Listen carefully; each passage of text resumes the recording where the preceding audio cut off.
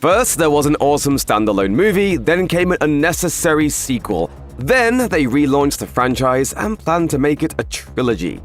Why are we recapping all of this? Because you're here. The original 2008 movie begins with a moody narrator telling us that what we're about to see is based on true events. Though it doesn't specify, a quick Google search will tell you that those true events were the Manson family murders. Then we see some Mormon kids who wander into a house where a bloody struggle has taken place. It's unclear at this point if there are any survivors. The movie actually begins with couple James and Kristen having a pretty awkward night. Turns out James proposed to Kristen at a wedding, and she said no. Womp womp. This definitely puts a damper on their plans for a romantic road trip. Still, they choose to spend the night at James's childhood summer home, which is extra awkward because James decorated the place in anticipation of her saying yes. Oof! The awkwardness is quickly snuffed out by the arrival of a strange young woman who stands in the dark and asks, Tamara here? No, you got the wrong house.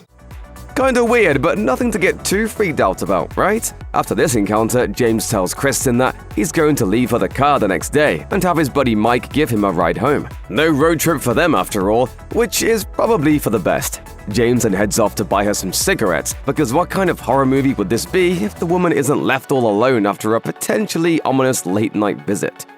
This is when things unsurprisingly take a dark turn.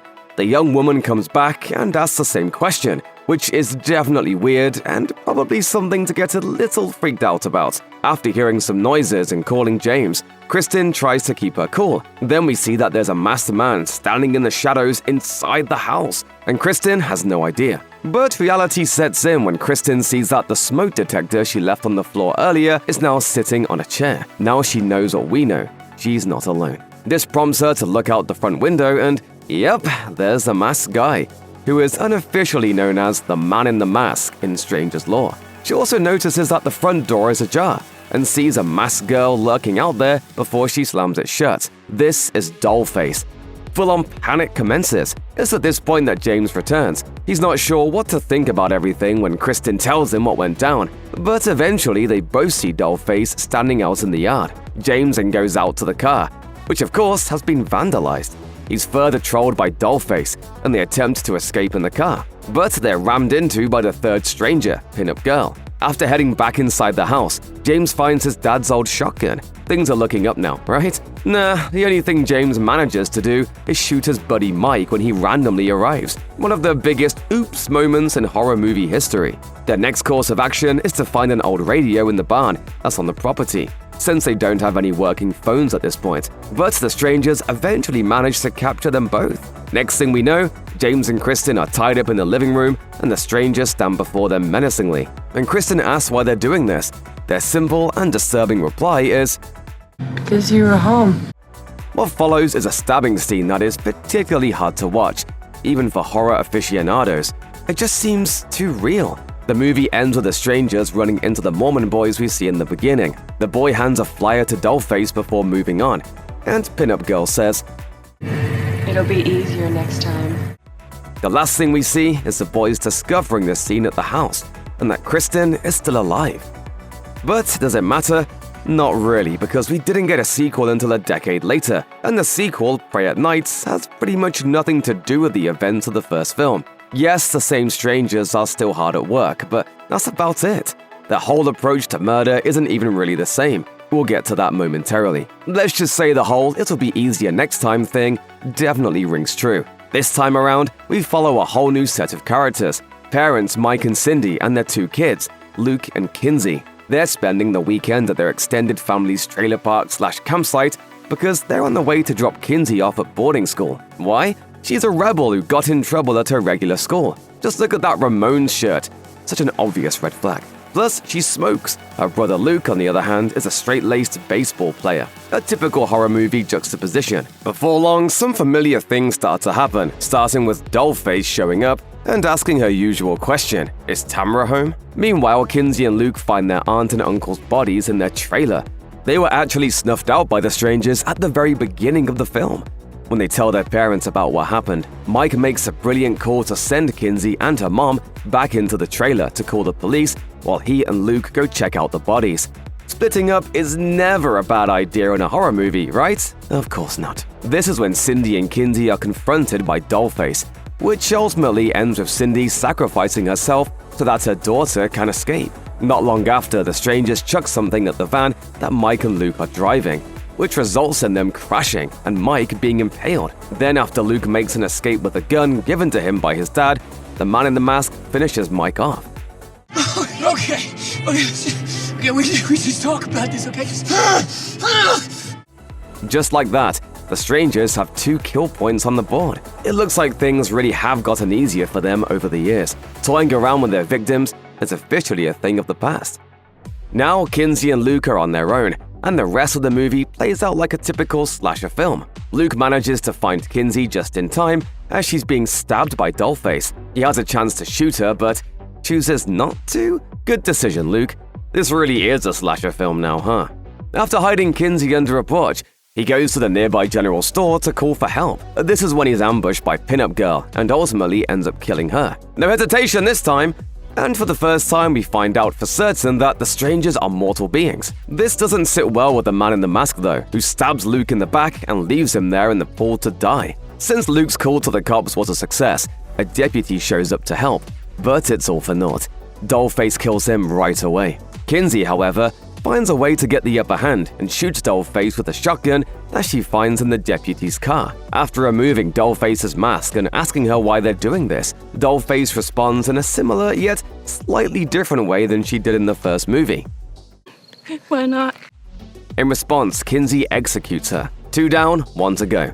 Kinsey then goes on to face off against the man in the mask and manages to sort of blow him up. Looks like that smoking habit actually comes in handy. Although he's severely wounded by a piece of glass, it's not enough to kill the man in the mask. As such, he chases after her in the flaming truck, which we can't help but notice is a nice nod to John Carpenter's Christine. Kinsey manages to get away after he temporarily passes out, but the man in the mask comes for her again after she waves down a passing truck. The whole scene is, of course, a nice little homage to the Texas Chainsaw Massacre, minus the chainsaw. Kinsey bonks him in the head with a baseball bat, and it looks like he might actually be dead this time. The movie ends with Kinsey and Luke in the hospital. Yep, he survived somehow. The last thing we see is someone knocking on the hospital room door and Kinsey dropping her water.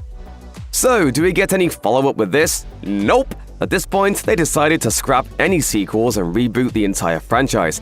But they're not just doing it with a single movie. As we said before, they're going for an entire trilogy this time around. The first of them, The Strangers Chapter 1, dropped in 2024.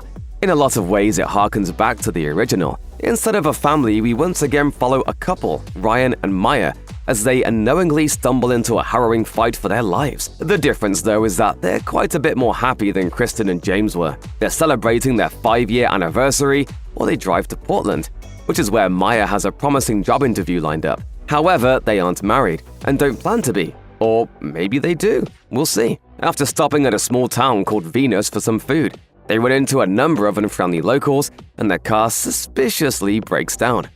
These people aren't scamming us. You just think this is a coincidence. The mechanic watched us going into the diner and then suddenly he's fixing our car that wasn't even broken. As such, they're forced to stay in an Airbnb for the night, but not before they run into some sort of ominous Mormon boys. Another nod to the OG. Are you sinners? Aren't we all? Yeah, they really went for the straight-to-DVD horror vibe for this one. It doesn't take long for their stay to take a turn for the worst. Is Tamara here? No. There it is, the all-familiar commencement of the Stranger's shenanigans. Of course, this is when Ryan leaves Maya alone because he left his albuterol inhaler in his car, which is back in town. After he randomly drives a motorcycle to town to retrieve it, the trolling begins. After hearing strange sounds, Maya smokes a joint to mellow out. She also jams some Joanna Newsom, another nod to the original movie. Throughout this sequence, we see the man in the mask lurking around the house and watching her. This is also when the power goes out and Maya finally realizes she's not alone. When Ryan returns with this inhaler and some food, she tells Ryan about seeing Pinup Girl in the house. He suggests that she hallucinated because the weed was so strong. This is when the terror truly begins. The strangers bust into the house, which prompts Ryan and Maya to hole up in a bedroom for a while. Then the man in the mask starts a fire and destroys the motorcycles, their only means of escape. After using a crawl space to escape the house, they find a shotgun in a shed. Does Ryan prove to be any more useful with a shotgun than James was in the original? Nope. In addition to firing a warning blast right next to Maya's face as she's getting choked out by the man in the mask, he ends up shooting the property owner by accident when he shows up. 0 for 2, bud. Good job. They try to escape in the owner's jeep, but the strangers thwart them. After a few more valiant efforts to call the police and/or kill the strangers, they're both captured, tied to chairs, and stabbed. But not before Ryan proposes to Maya. Somehow, Maya survives, and the last thing we see is her lying in a hospital bed, alongside the man in the mask. To be continued. So, what does that mean for the next installments in the trilogy? Chapter 2 follows Maya directly after the events of the first. After the strangers continue trolling her in the hospital, it looks like she eventually enlists the help of some locals who are privy to the serial killer's deal. Turns out they've been lurking around Venus for a while. Still, this doesn't mean anyone understands the reasons for their murder sprees. Who are they? Why are they doing this? Does there have to be a why? It's possible that the filmmakers are going to offer up some sort of backstory for the strangers in Chapter 2 and/or Chapter 3. This would of course be a dangerous game. The overarching theme of the franchise is the randomness of violent crimes and how it could happen to anybody for no specific reason. To give the strangers actual identities would definitely be a buzzkill if it isn't done correctly. Whatever the case, Chapter 2 drops in late September 2025. As of this video, there isn't an official release date for Chapter 3. Okay, so the burning question by this point is, why are they doing this? Because you're here. No, not the strangers, we mean the filmmakers. Yes, we live in the age of reboots, so these new installments are in no way surprising. There's also the fact that the horror genre has always been prone to unnecessary continuations. In fact, it's one of its most defining features. Can you imagine if they'd only made the original Friday the 13th or Halloween or A Nightmare on Elm Street? What would the horror genre even be without all that extra fluff? That being said, a good handful of fans still aren't too stoked about this reboot trilogy. Like, not at all. If you peruse YouTube or social media comments, it's not hard to find sentiments like, "Why are you doing this? Because we've been contracted for 7 more sequels." Or, "The original was perfect, they needed to leave it alone." In 15 years from now, these same a-holes will do this to sinners. Others, however, are excited for these next 2 chapters and are withholding their judgment until the final end credits roll at the end of Chapter 3. We'll probably do the same, so make sure to come back for more Strangers content in the future. Or don't, I mean, it's your life, you can just do whatever you want. I'm gonna go now.